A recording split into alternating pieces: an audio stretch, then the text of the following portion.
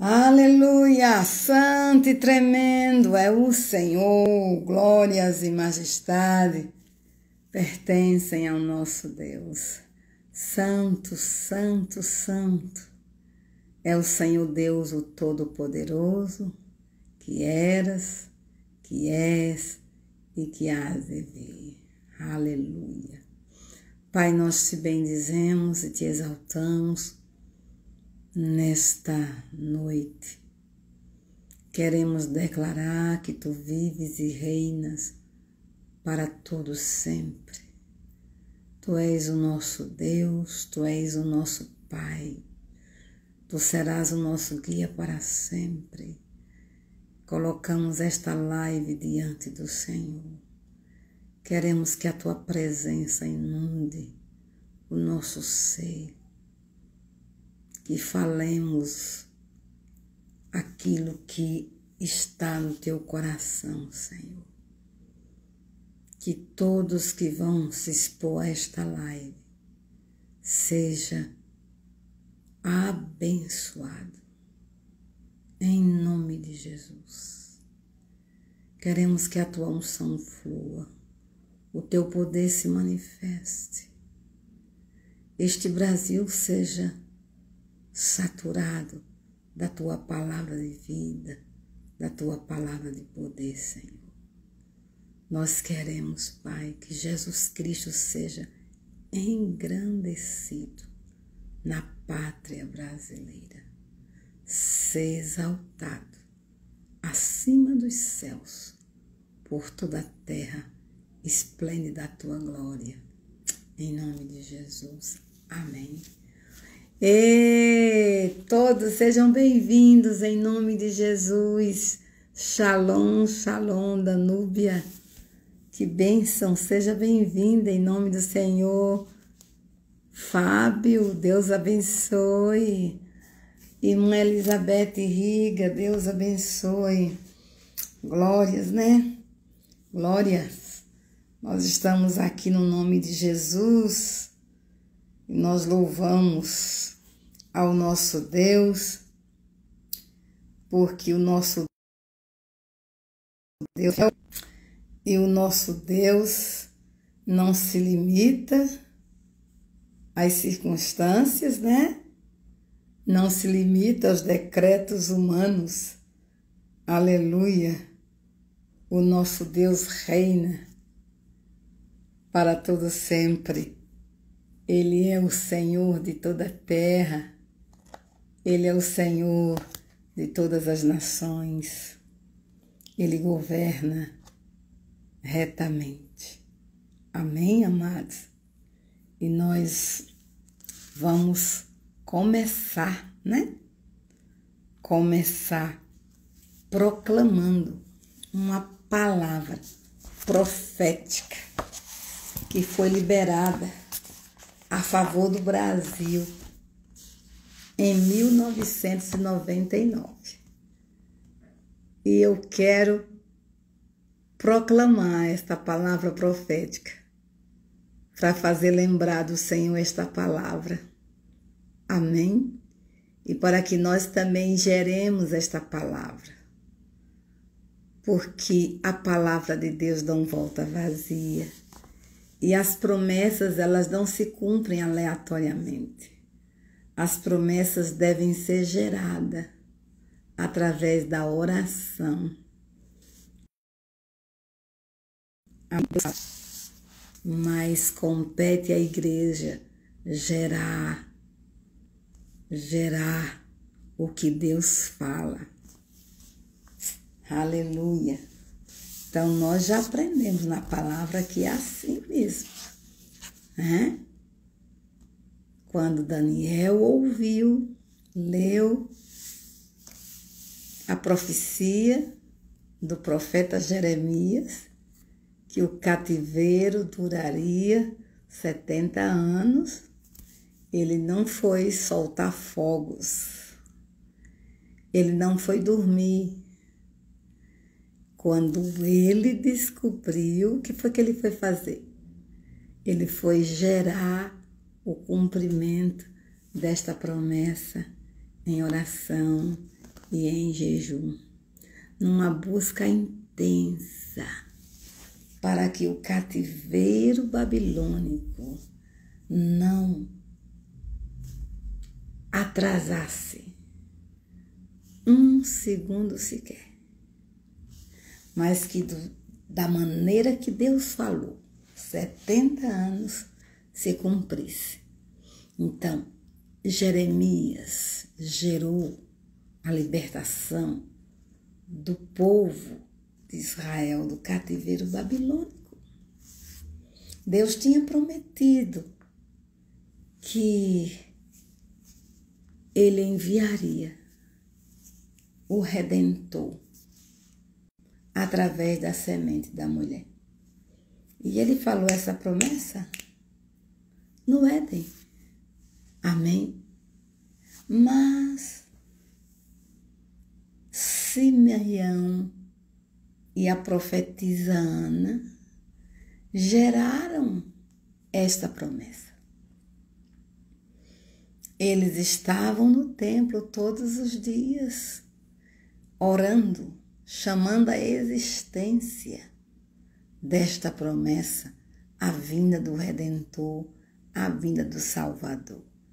E a palavra de Deus declara que o Espírito Santo falou a Simeão que ele não morreria enquanto seus olhos não contemplassem a redenção.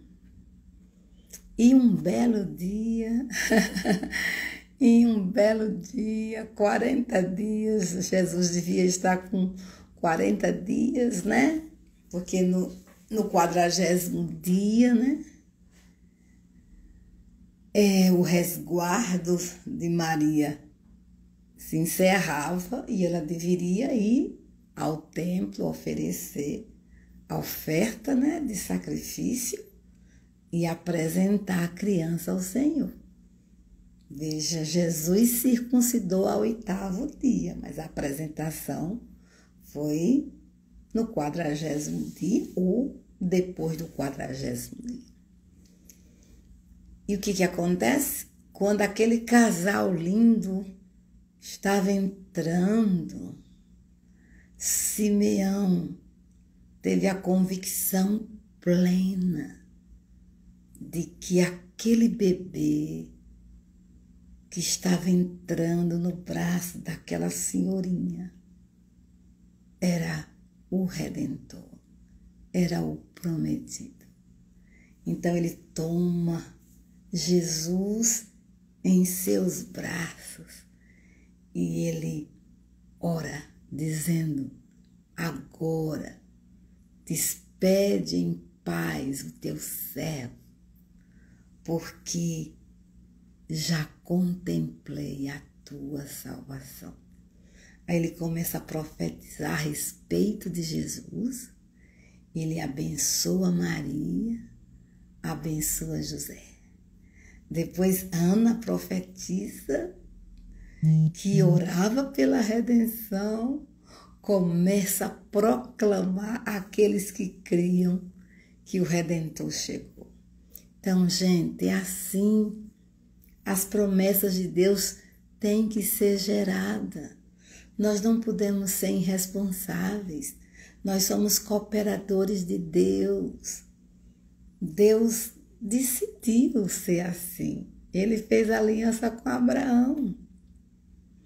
Ele declarou na sua palavra que ele deu a terra aos filhos dos homens. Então é necessário que haja uma voz aqui da terra que concorde com o trono. Amém? Que concorde com o trono. E essa voz é a sua voz, é a minha voz, é a voz dos lavados e purificados pelo sangue de Jesus. É a voz do intercessor, da intercessora, que vai chamar a existência das promessas de Deus. Deus falou, então ele vai cumprir. Mas é necessário que haja alguém que confie no que ele falou e chame a existência do que ele falou. Por isso que está escrito pela boca do profeta Isaías: ó vós que fazeis lembrar do Senhor, não descanseis e não deis a ele descanso, até que estabeleça Jerusalém como objeto de louvor na terra. Então Deus falou, vamos lembrar ao nosso Deus aquilo que Ele falou, tá bem? Lucas, seja bem-vindo, em nome de Jesus. Walker, querido, seja bem-vindo. Virgínia. Ei, pastor Ivonete, saudade, Deus te abençoe, querida. Então, hoje eu quero proclamar esta profecia que foi proclamada no dia 20 de janeiro de 1999. Eu estava ali e eu vi a proclamação desta profecia. Foi a pastora Cláudia Castellanos, tá? Lá de Bogotá. Ela liberou esta palavra de poder, essa profecia a favor da nação brasileira. E eu tenho certeza que se Deus nos despertou para ver isso hoje, é porque Ele tem pressa. Ele quer cumprir e Ele quer que nós geremos esta profecia. Amém? Então, veja que coisa tremenda essa palavra que foi proclamada, uma palavra profética a favor da nossa nação. Está escrito: filhos, hoje dou uma unção especial para pregar a esta geração, porque vou levantar o Brasil como uma ponta de lança, porque tenho visto a disposição de vossos corações. Muitos, apesar de tantos obstáculos que o inimigo tem colocado, venceram e lhes dou o poder para vencer o inimigo. Dou-lhes a unção de guerra. Será uma guerra espiritual nos lugares celestiais. Mostrarei principados, potestades e toda hoste de maldade. À medida que detectarem quais são os principados, verão como seus ministérios se multiplicarão. Unção de fogo, unção de santidade, unção para crescer, unção para vencer, unção para conquistar. A ti te digo também, Brasil, este é o dia, este é o ano do milagre, este é o ano da conquista. Como nunca antes, milhares se converterão. Darei pastores conforme o meu coração. Levantarei líderes em curto tempo, e eles ensinarão a palavra com autoridade e ensinarão a outros, porque a minha glória estará ali. Igreja Cristã do Brasil, a glória posterior será maior que a primeira. A unção de santidade está sobre ti, porque te levantarei, porque sou o bom samaritano, porque estás ferida, porque estás afligida, porém eu te amo, Brasil, eu te amo com amor eterno em meus braços e te curo, diz o Espírito de Deus, o doce consolador, a nação do Brasil. Aleluia, glória a Deus, bendito seja o nome do Senhor. Tá vendo? Quantas promessas Deus fez para com o nosso Brasil, E nós iremos ver o cumprimento dessas promessas para com a nossa nação. O nosso Deus é fiel. O nosso Deus não é homem para que minta, nem filho do homem para que se arrependa. Ele é bom e a sua misericórdia dura para sempre.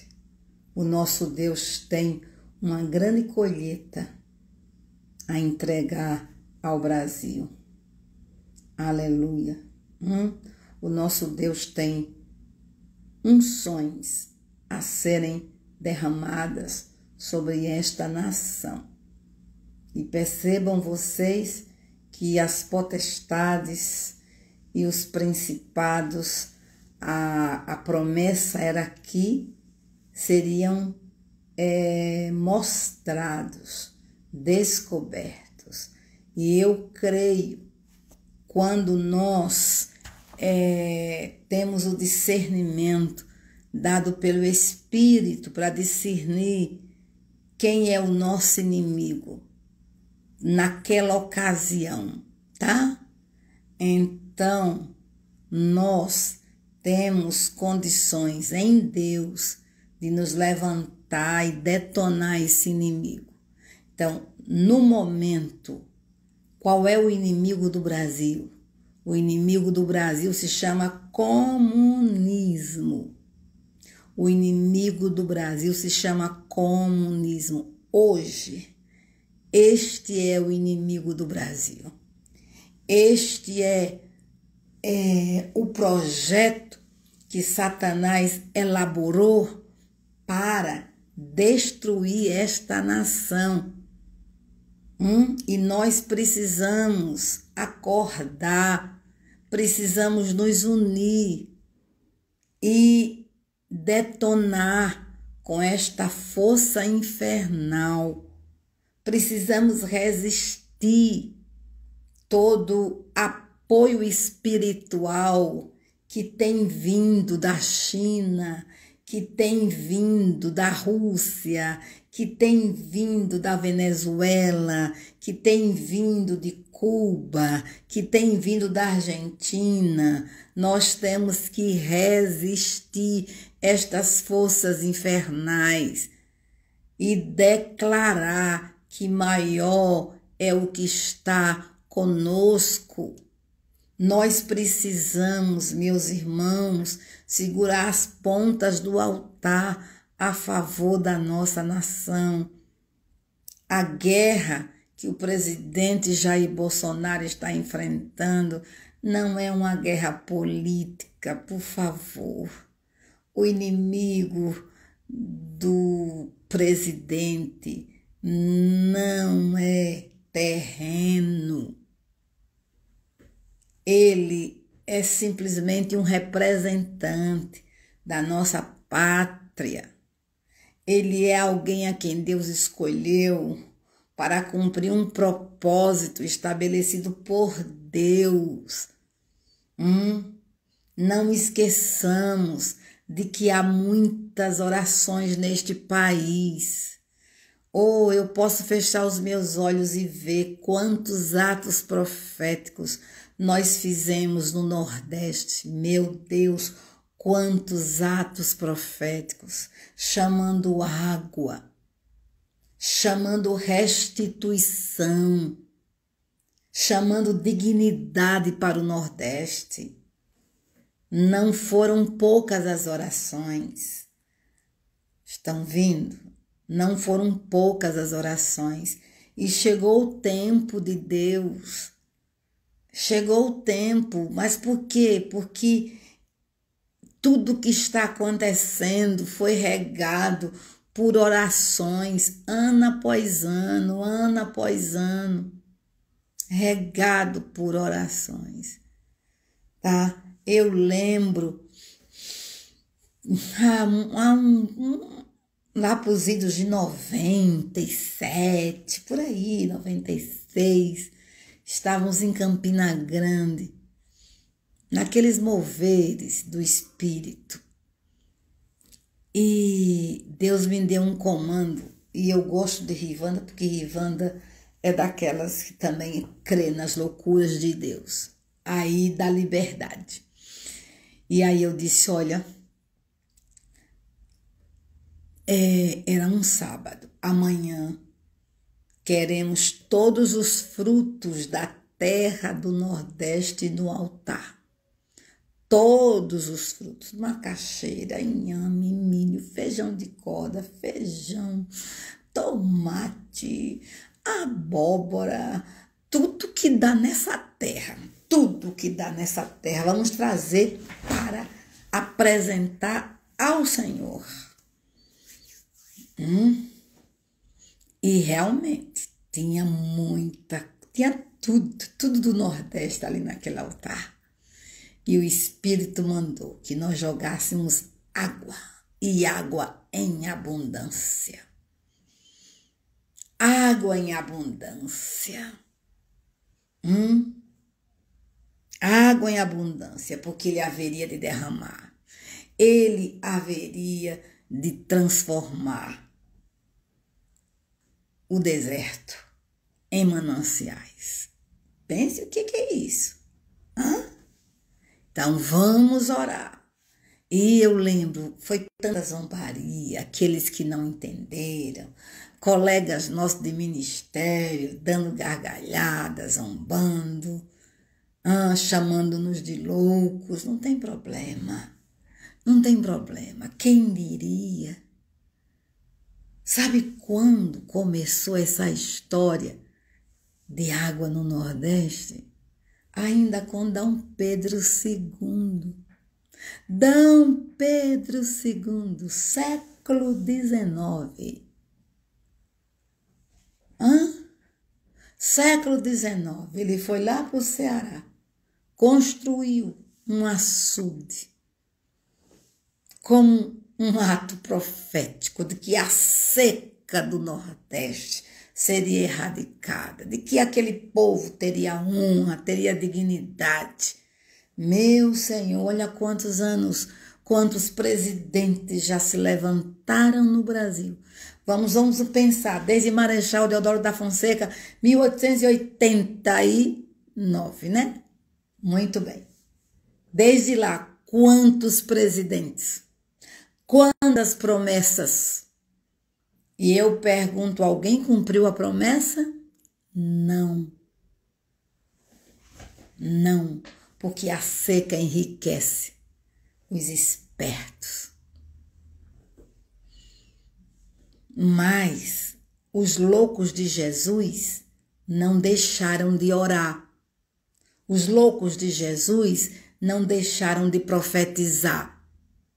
Os loucos de Jesus não deixaram de chamar à existência as promessas de Deus. E hoje, o que temos? A transposição. Pense vocês o que é.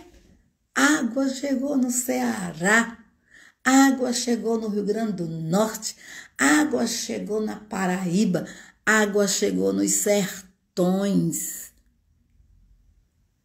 Está ouvindo? Sabe por quê? Porque Deus cumpre as suas promessas. Ele só quer que nós geremos. É motivo de darmos glórias a Deus. E hoje eu fiquei assim encantada. Sabe por quê? Porque o presidente do Brasil estava em uma cidade que eu a conheço de nome. E era a cidade que Dona Lídia Almeida nasceu. Quem foi Lídia Almeida? Presidente, fundadora do Betel Brasileiro, mulher de Deus, que evangelizou esse Nordeste de norte a sul, que evangelizou os sertões do Nordeste, que plantou igrejas. Nesse Brasil gigante. E hoje, o presidente da República estava nessa cidade. Sabe para quê? Para abrir as comportas de águas. Aleluia. Só Deus para fazer coisas grandes. Aí eu lembrei da dona Lídia. Eu disse, meu Deus, isso é profético, aquela mulher que está já no trono da graça, já está na tua presença. Uma evangelista, uma mulher que treinou milhares de pessoas. Que plantou muitas igrejas nos sertões da Paraíba, Pernambuco, Rio Grande do Norte, Crato, no Ceará. Meu Pai, que bênção. Então, meus amados, precisamos crer. Então, essa profecia aqui está de pé. E muitas outras profecias estão de pé diante do Senhor. E nós somos esse povo lindo de Deus, que estamos vendo o cumprimento de uma profecia lá do século XIX. Pedro II declarou que a seca seria erradicada no Nordeste. Que coisa linda! E hoje os meus olhos estão contemplando os seus também. Mas Deus precisou de um Bolsonaro. Precisou de um homem honesto. Precisou de um homem militar. Que cumpre ordem. Que aprendeu a cumprir ordens.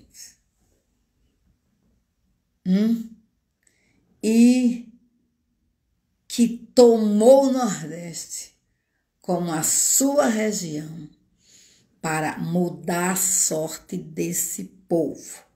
Sabe por quê? Porque orações de viúvas, orações de velhinhos, de velhinhas, de jovens, de crianças, de mulheres, de adultos, orações de santos chegaram diante do Senhor.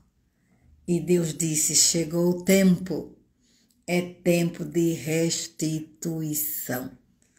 Chega de roubo no Brasil.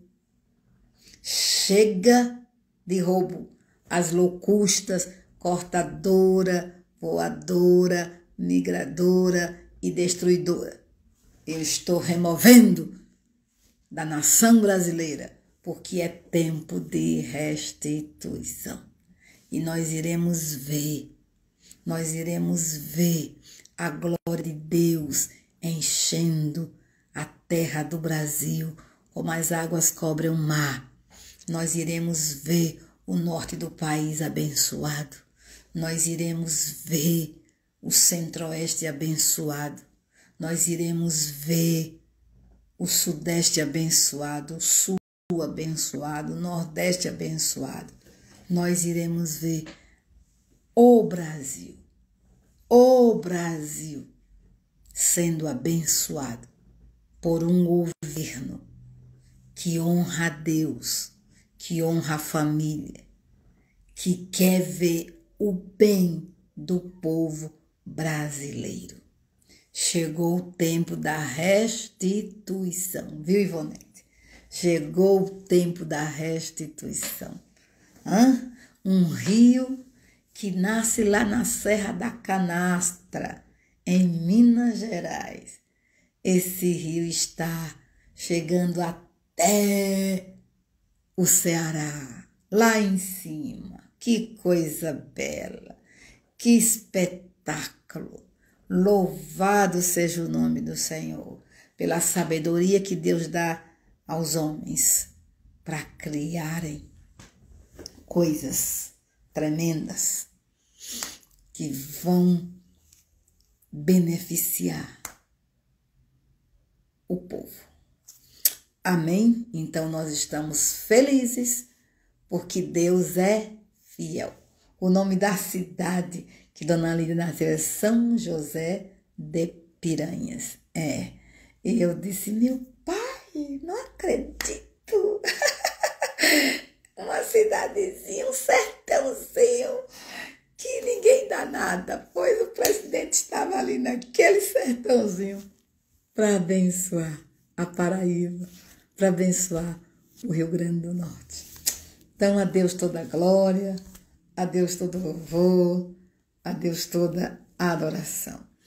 E nós vamos, sim, segurar as pontas do altar para ver Deus cumprindo as suas promessas para com a nossa terra, a terra do Brasil. E também queremos orar para que Deus se coloque. Olha o que eu estou falando e tenho orado. Nosso Deus é Yahvé Tsidkenu. Ele é o juiz que julga retamente. E eu tenho invocado Yahvé Tsidkenu para que ele se coloque entre o presidente da República e o relatório que foi apresentado da CPI. O nosso Deus é justo juiz. O nosso Deus julga retamente. O nosso Deus odeia a mentira. O pai da mentira é Satanás. O nosso Deus condena o dedo apontador. Então, que o nosso Deus Yahvé Tsidkenu se coloque entre o presidente Jair Messias Bolsonaro e o relatório do senador Renan Calheiros. E que o Senhor Yahvé Tsidkenu julgue, bata o martelo, julgue retamente. Julgue. E com certeza o nosso Deus vai julgar. Amém? O nosso Deus vai julgar. E nós queremos orar agora a oração chamando o reino de Deus. O reino de Deus, o reino de Deus, o reino de Deus. Porque nós iremos ver este Brasil tomado pela presença do nosso Deus. Amém? Nós vamos ver. Nós vamos pedir que essas pessoas que forem indiciadas no relatório, tanta injustiça, que Yahvé julgue. Que Yahvé julgue, né? E Yahvé julgue. Eu tenho pena. Tenho pena daquele G7. Eles não sabem o que é o braço do Senhor. Eles não sabem o que é o braço do Senhor. Então, é ao Senhor que eu entrego esta causa. É a Yahvé Tsidkenu que eu entrego esta causa. E em nome de Jesus, a nossa nação não será difamada, não será desacreditada. Em nome de Jesus.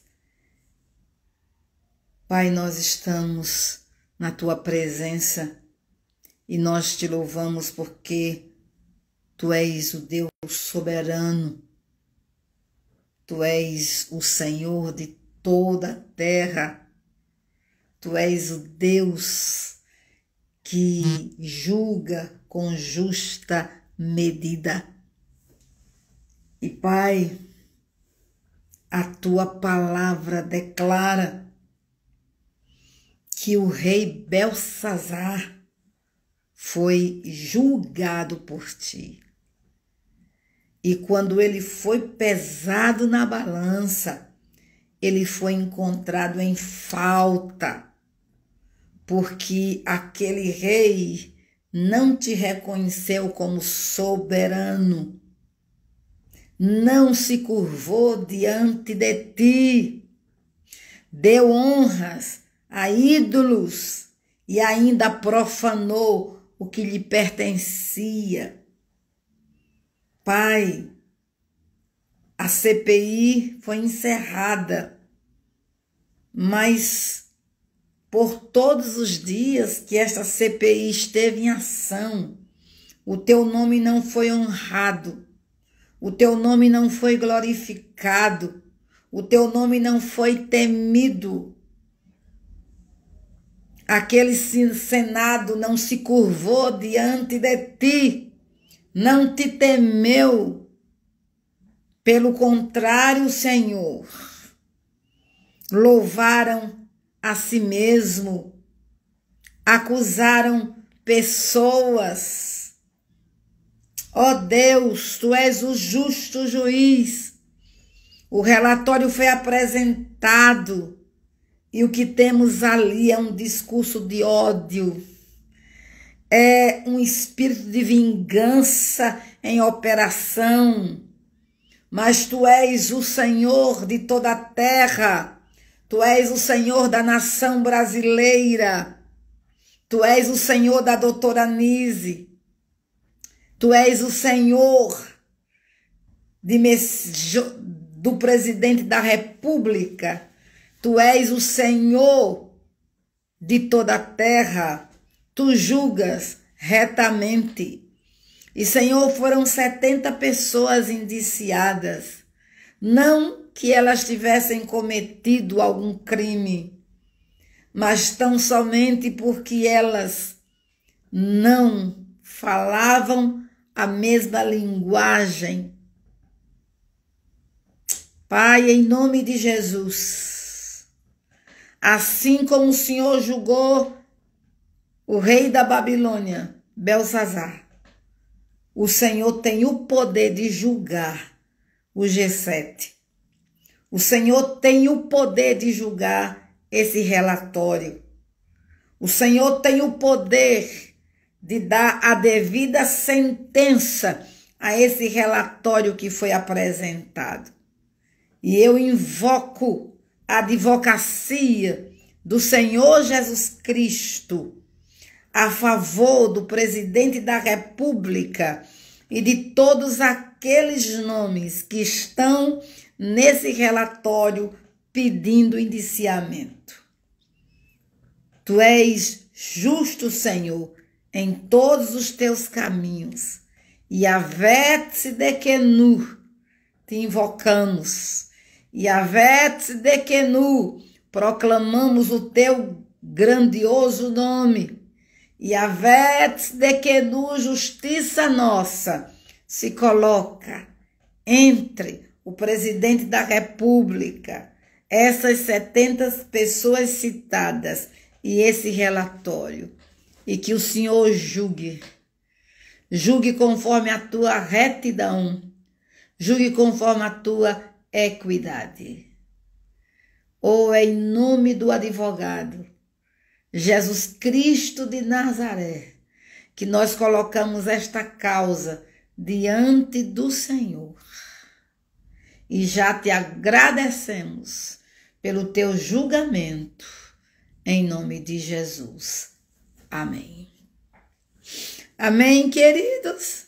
Aleluia. Glórias ao nome do Senhor. Aleluia. Santo e tremendo és tu. Ó Deus, santo e tremendo és tu. Vamos fazer a leitura do capítulo de hoje, Marcos, capítulo 12. Marcos, capítulo 12. Nós estamos no mês de outubro e estamos lendo o Evangelho de Marcos como um ato profético pelo fato do mês de outubro ser o mês da reforma. E foi o Deus eterno que se moveu no século XVI e restaurou a palavra, restaurou, trouxe à luz o Evangelho, mudou a sorte de milhares. Na Alemanha, na Inglaterra, nos países, na Escócia, na Suíça, na Suécia, na França. Meu Deus, o teu Espírito se moveu, e hoje somos livres. Hoje temos o privilégio de termos a palavra de Deus nas nossas mãos, em várias versões. Aleluia! Glória ao nome do Senhor por isso. Então nós temos que dar ao Senhor glórias e honra. Amém? Sabe por quê? Dia 31 de outubro, agora no Brasil, é o dia do evangélico. É uma lei que foi estabelecida pelo presidente da República, é uma lei federal. O dia do evangélico, o dia da reforma. Então vamos celebrar ao nosso Deus, né? Vamos proclamar a palavra de vida nesta nação. Vamos anunciar que Jesus é bom. Vamos ler? Pega a sua Bíblia, abra aí em Marcos capítulo 12 e leia alto na sua casa. Deixe que essas sementes de poder alcance a sua casa, a sua cidade, seu estado. Deixe que os céus do Brasil recebam agora toneladas de poder em diversos lugares. Aleluia. Vamos ler essa palavra viva? Depois entrou Jesus a falar-lhes por parábola. Um homem plantou uma vinha, cercou-a de uma sebe, construiu um lagar, edificou uma torre, arrendou-a a uns lavradores e ausentou-se do país. No tempo da colheita, enviou um servo aos lavradores para que recebesse deles dos frutos da vinha. Eles, porém, o agarraram, espancaram e o despacharam vazio. De novo, lhes enviou outro servo, e eles os esbordoaram na cabeça e o insultaram. Ainda outro lhes mandou, e a este mataram. Muitos outros lhes enviou, dos quais espancaram uns e mataram outros. Restava-lhe ainda um seu filho amado. A este lhes enviou por fim, dizendo: respeitarão a meu filho. Mas os tais lavradores disseram entre si: este é o herdeiro. Ora, vamos, matemo-lo, e a herança será nossa. E agarrando-o, mataram-no e o atiraram para fora da vinha. Que fará, pois, o dono da vinha? Virá, exterminará aqueles lavradores e passará a vinha a outros. Ainda não leste esta escritura? A pedra que os construtores rejeitaram, essa veio a ser a principal pedra angular. Isto procede do Senhor e é maravilhoso aos nossos olhos. E procuravam prendê-lo, mas temiam o povo, porque compreenderam que contra eles proferira esta parábola. Então, desistindo, retiraram-se. E enviaram-lhes alguns dos fariseus e dos herodianos para que o apanhassem em alguma palavra. Chegando, disseram-lhe: Mestre, Sabemos que és verdadeiro e não te importas com quem quer que seja, porque não olhas a aparência dos homens.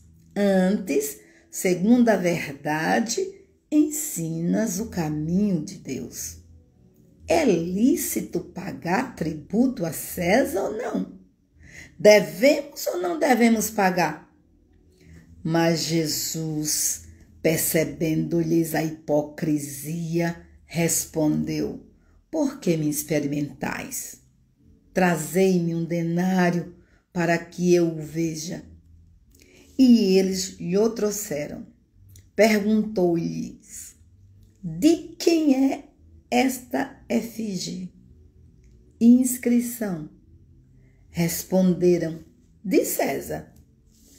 Disse-lhes então Jesus: dai a César o que é de César e a Deus o que é de Deus. E muito se admiraram dele. Então os saduceus, que diziam não haver ressurreição, aproximaram-se dele e lhe perguntaram, dizendo: Mestre, Moisés nos deixou escrito que se morrer o irmão de alguém e deixar a mulher sem filhos, seu irmão a tome como esposa e suscite descendência a seu irmão. Ora, havia 7 irmãos. O primeiro casou e morreu sem deixar descendência. O segundo desposou a viúva e morreu, também sem deixar descendência. E o terceiro da mesma forma. E assim os 7 não deixaram descendência. Por fim, depois de todos, morreu também a mulher. Na ressurreição, quando eles ressuscitarem, de qual deles será ela a esposa? Porque os 7 a desposaram. Respondeu-lhes Jesus: não provém o vosso erro de não conhecerdes as Escrituras, nem o poder de Deus? Pois quando ressuscitarem dentre os mortos, nem casarão, nem se darão em casamento, porém são como os anjos nos céus. Quanto à ressurreição dos mortos, não tendes lido no livro de Moisés, no trecho referente à sarça, como Deus lhes falou: eu sou o Deus de Abraão, o Deus de Isaque e o Deus de Jacó? Ora, ele não é Deus de mortos, e sim de vivos. Laborais em grande erro. Chegando um dos escribas, tendo ouvido a discussão entre eles, vendo como Jesus lhes houvera respondido bem, perguntou-lhe: qual é o principal de todos os mandamentos? Respondeu Jesus: o principal é: ouve, ó Israel, o Senhor nosso Deus é o único Senhor. Amarás, pois, o Senhor teu Deus de todo o teu coração, de toda a tua alma, de todo o teu entendimento e de toda a tua força. O segundo é: amarás o teu próximo como a ti mesmo. Não há outro mandamento maior do que estes.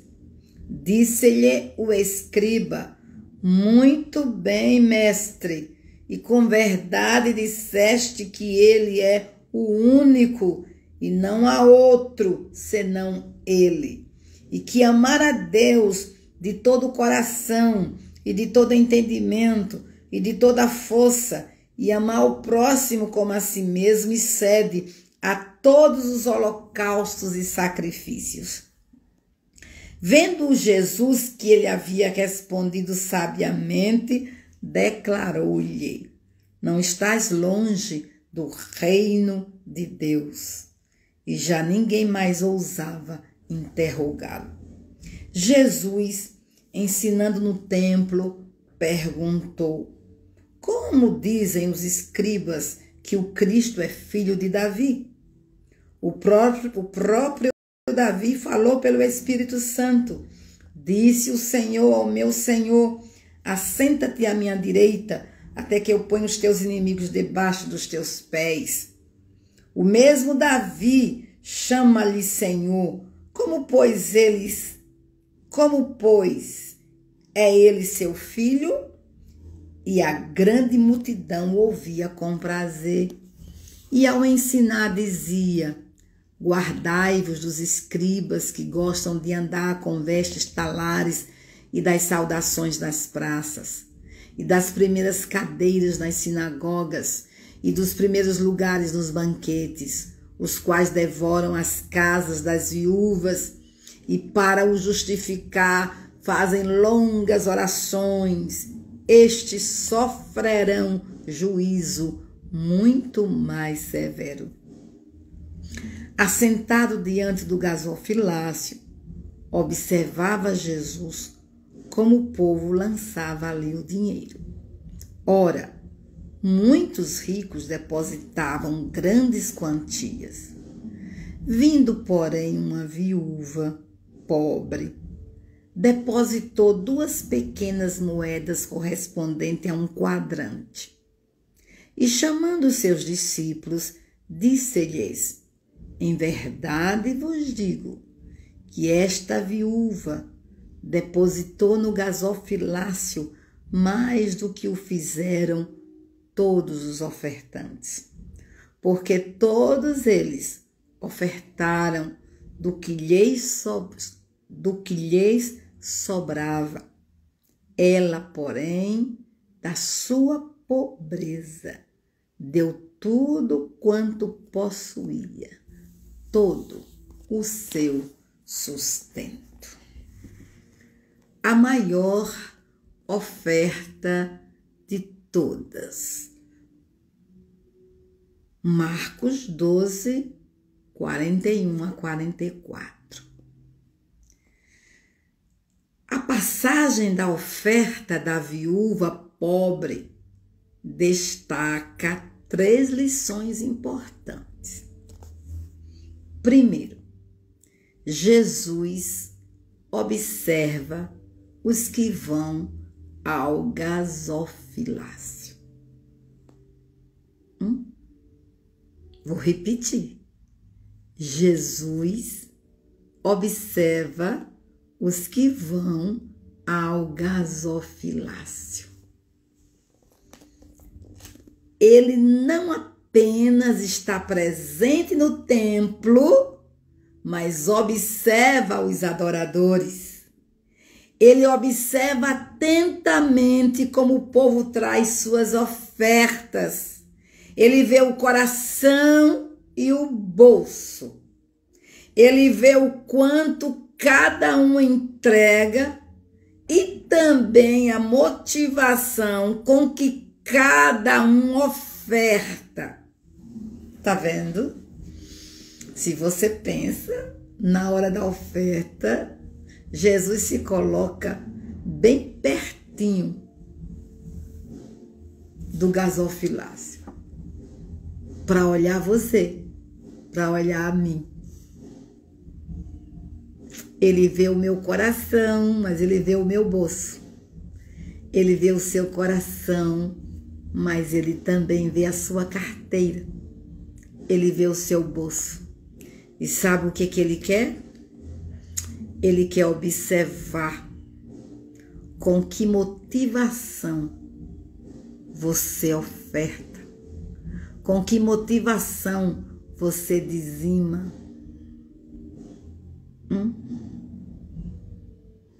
Com que fidelidade você o serve.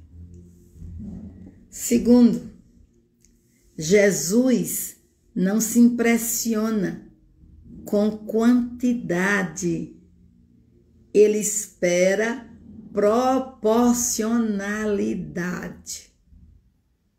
Viu a diferença? Proporcionalidade.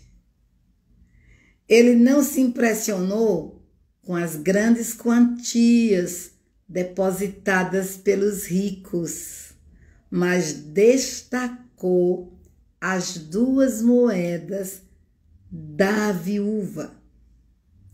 A questão não é o quanto damos, mas o quanto retemos. Forte, não? A questão não é o quanto entregamos, não é o quanto damos, mas o quanto retemos, o quanto guardamos, o quanto escondemos. Não é a porção que damos, mas a proporção. Os ricos deram a sobra, mas a viúva deu uma oferta sacrificial.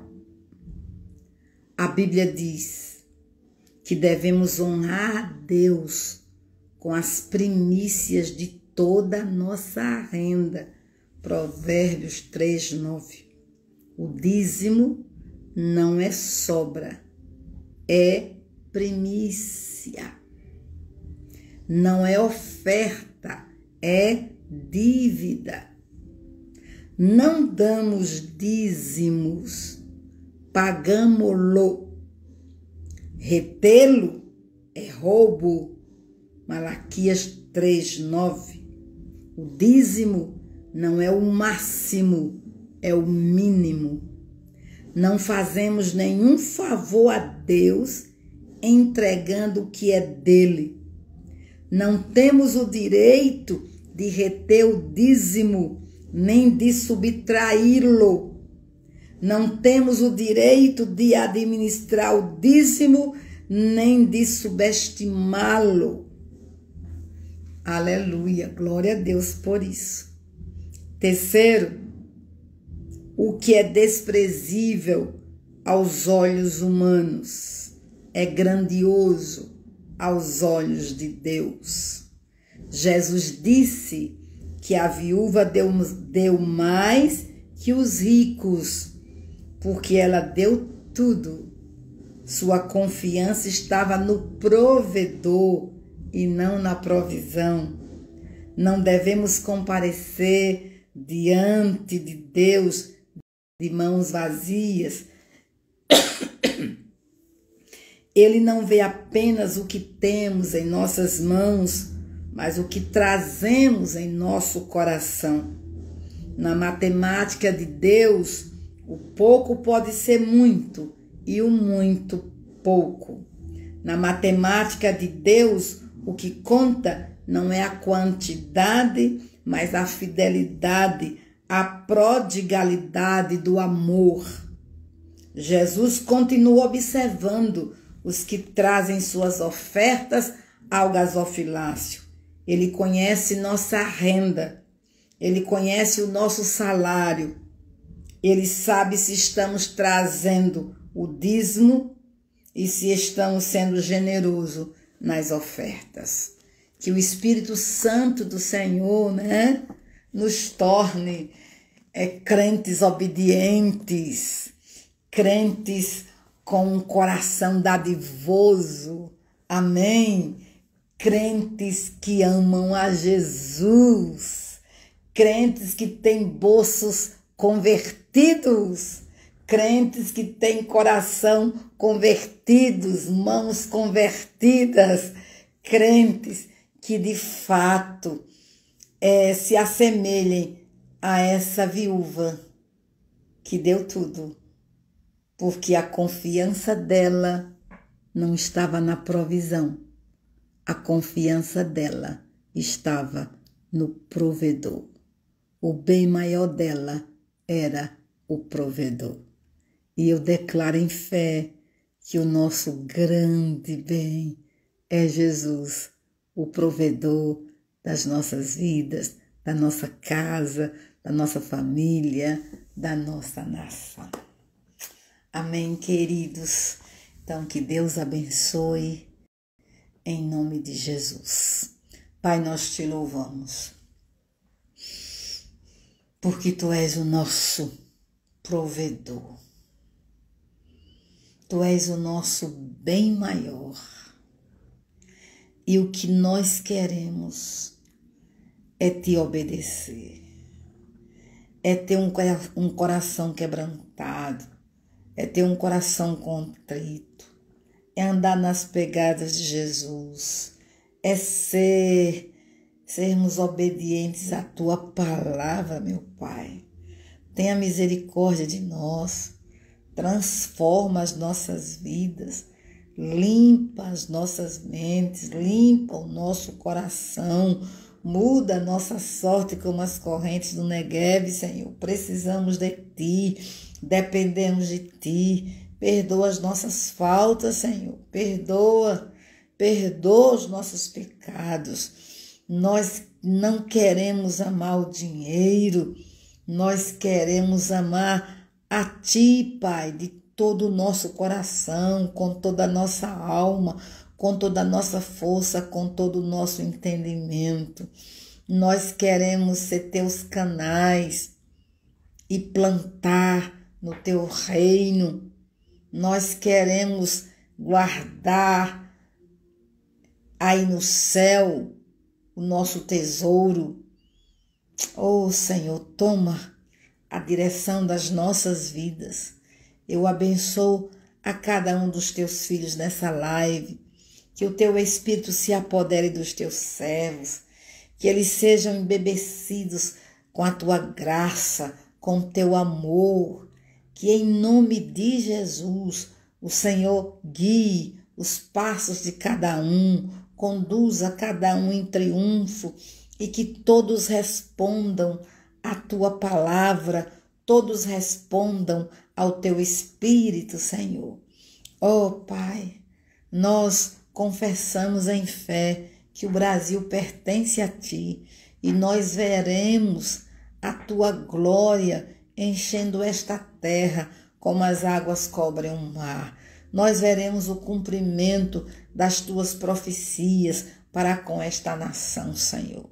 Nós abençoamos a nossa pátria com salvação, com conhecimento do Senhor, com libertação, com prosperidade. Nós confessamos em fé que este Brasil se renderá aos Teus pés, este Brasil se arrependerá dos seus pecados, este Brasil, Senhor, renunciará os deuses, os ídolos, e este Brasil se converterá a Ti como o único Deus verdadeiro e abraçará Jesus como Teu enviado. Nós abençoamos a nossa pátria. Brasil, que Yahvé te abençoe e te guarde, que Yahvé faça resplandecer o seu rosto sobre ti e tenha misericórdia de ti, que Yahvé sobre ti levante o seu maravilhoso rosto e te dê shalom. Pais queridos, Deus abençoe a cada um. Amém. Forte abraço e amanhã estaremos juntos no nome de Jesus.